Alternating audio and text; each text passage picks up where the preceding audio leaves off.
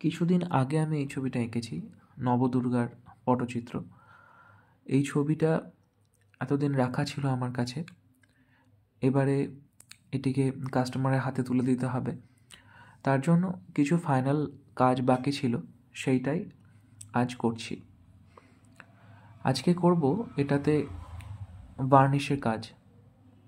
ছবিটা আঁকার পর ভালো করে শুকিয়ে নিয়ে কিছুদিন পরেই আমি বার্নিশের কাজটা করি।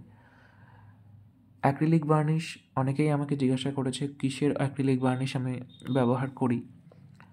আমি অনলাইন থেকে এটা নিই, আমি অফলাইনে পাইনি। আমাদের এখানে কিছু ক্যামেলের বা অন্য কোনো কোম্পানিরও আমি পাইনি অ্যাক্রিলিক বার্নিশ।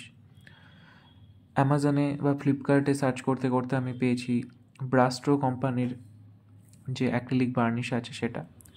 এটাই আমি এখন অ্যাক্রিলিক পেন্টিংয়ের ওপর ইউজ করি, ক্যানভাস পেন্টিংয়ের ওপরে। এটাতে কিছুই না, জাস্ট ছবির একটা যে চকচকে ভাবটা, একটা গ্লেজ বাড়িয়ে দেয়। আর আমার মনে হয় বার্নিশটা করলে এটার লংজিভিটিও বাড়বে কিছুটা হলেও। এই বার্নিশটা ব্যবহার করার পদ্ধতি সহজই, এমন কিছু বিষয় নয়। একটা আঠার মতো বিষয় এটা, সেটা ছবি কিছু কিছু অংশে আমি ঢেলে নিই ডিরেক্ট বোতল থেকেই, আর তারপরে একটু মোটা ফ্ল্যাট তুলির সাহায্যে সেটাকে ছড়িয়ে দিই।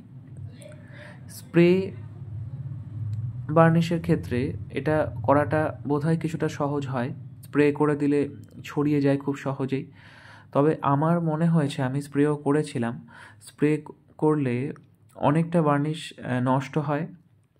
আর এত উগ্র একটা গন্ধ ছিল, মানে সেটাতে আমার মতো যাদের অ্যালার্জেটিক টেন্ডেন্সি আছে তাদের ভীষণ প্রবলেম হবে। মানে বাড়িতে এতটা উগ্র একটা গন্ধ ছড়িয়ে গেছিলো, ভীষণ সমস্যা হয়েছিল। তাই আমি এই লিকুইডটাকেই প্রেফার করি, লিকুইড বার্নিশটাকে। বার্নিশটা প্রথমে করার সময় একটা সাদা আস্তরণের সৃষ্টি হলেও পরবর্তীকালে যখন শুকিয়ে যায় তখন সেটা একদম ট্রান্সপারেন্ট হয়ে যায়।